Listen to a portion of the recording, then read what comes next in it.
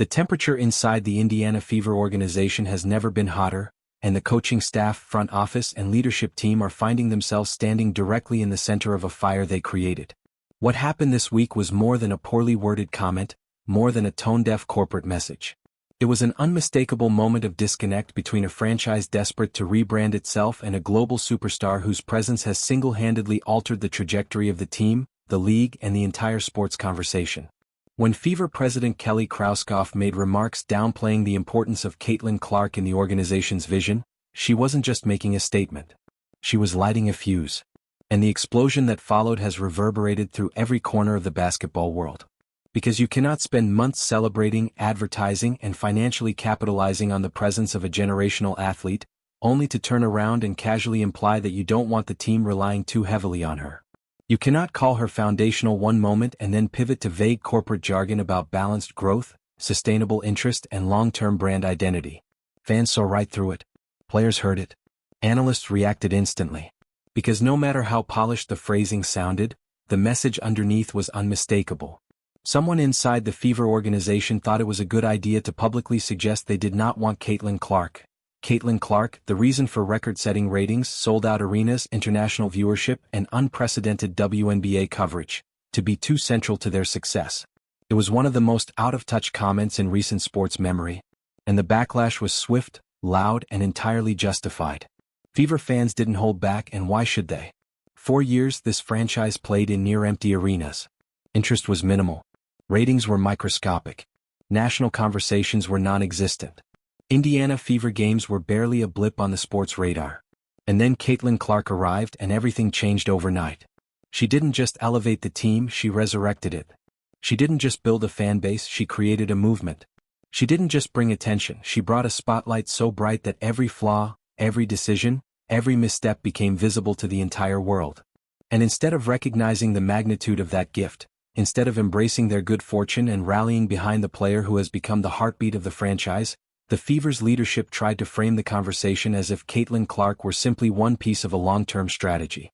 As if her presence weren't the reason the franchise even has a future to strategize about. It was the kind of remark that shakes trust. That makes supporters question whether the organization truly understands the gravity of the moment. That makes observers wonder whether the Fever appreciate what Clark represents not just to them, but to women's basketball as a whole.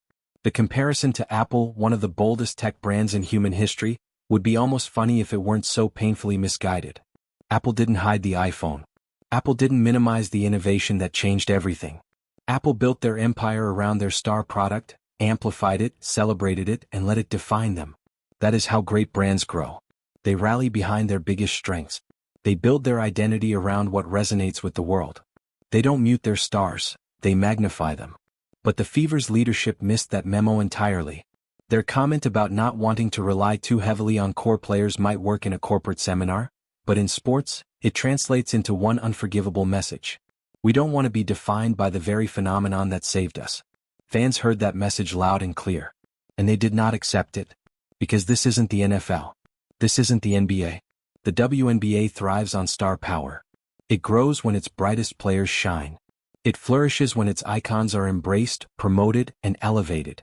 Pretending that the Fever's resurgence is anything other than Caitlin Clark plus Aaliyah Boston is dishonest. And fans are too smart, too invested, and too connected to fall for that. The reaction online made that clear.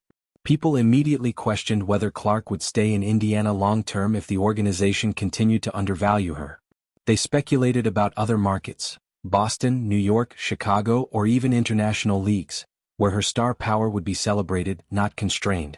Fans drew comparisons to franchises that understand how to build around generational talents, and they pointed out that the Fever risked losing the one thing that has made them relevant again. Worse yet, these comments came at the worst possible time. When frustration was already brewing over basketball operations. When fans were noticing how often Clark was being used off-ball in ways that limited her strengths.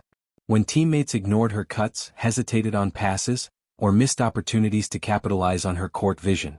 When it already felt like the system was soft-limiting the very skill set that brought millions of new fans to the league. Instead of calming those concerns, the Fever leadership poured gasoline on them. And now the flames are impossible to ignore. The irony is staggering. In an attempt to appear balanced and forward-thinking, the Fever ended up proving the exact opposite. They came across as insecure about their reliance on Clark, blind to the reality of her impact, and entirely unaware of how vital she is to their success both on and off the court. And what's worse, the comments made it clear that the organization still doesn't understand the fundamental truth that every successful franchise in sports history has recognized. You don't downplay greatness. You build around it. You enhance it. You protect it. You don't shy away from momentum. You ride it straight into the future. Because superstars don't last forever. Opportunities don't last forever. Movements don't last forever. And when a franchise is lucky enough to find itself at the center of one, the only unacceptable mistake is taking it for granted. That mistake is exactly what the Indiana Fever flirted with this week. But as this situation grows larger than the initial comments, it's becoming clear that something deeper is at stake. This isn't just about Caitlin Clark's treatment. It's about trust. It's about the relationship between a franchise and its fans. It's about whether leadership understands the responsibility of stewarding a generational moment. The Fever can still correct this.